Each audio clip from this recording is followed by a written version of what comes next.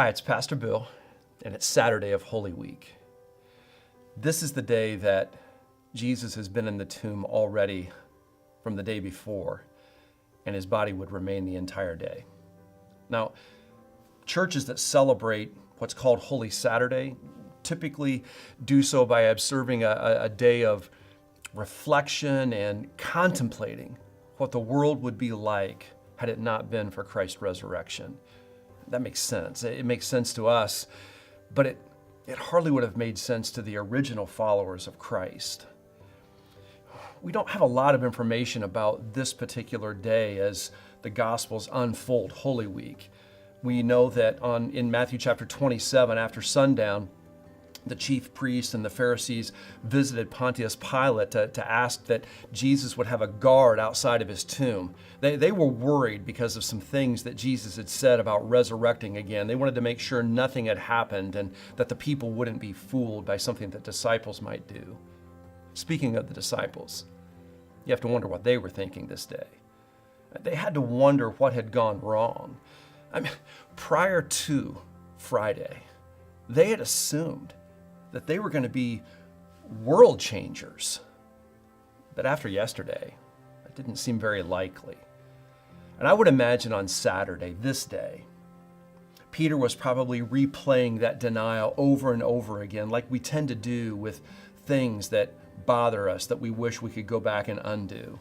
The other disciples had to wonder why they had run away.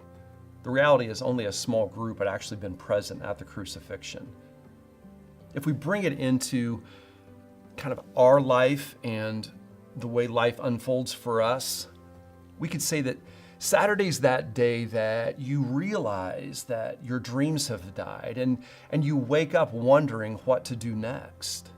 And you have to keep something in mind.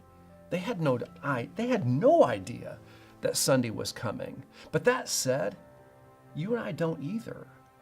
I mean, there are times, there are places in our life, in the way that things happen, that we're stuck in this Saturday moment. I mean, we even wonder sometimes why there is a Saturday, right? I mean, if there's going to be a resurrection, then why the delay? And depending on what's going on and how strong we're feeling in the moment, we can be all over the place. We can have a sense of despair, denial. And then there's that waiting to see what happens next, waiting to see if things are going to get better. I think for every person that's listening, every person that is a part of this Holy Week and thinking it out, you know that Fridays and Saturdays can happen. We can count on it. And the truth is, waiting with God on Saturday is different than any other day. Because on Saturday, he's all you have. I think there's even a sense in which we could say that we live in a Saturday world right now. We look around, we see trouble, we still have people and friends who let us down. But I have to remind you of something today, and that is that God is at work on Saturday. And that's the point, isn't it? I mean, that's the point of this whole week in a way. He's at work on Friday, even though it doesn't seem very likely, and it certainly isn't going the direction people would want. And he's at work on Saturday, but it's behind the scenes. And it's all because he's working towards Sunday. This is all going somewhere.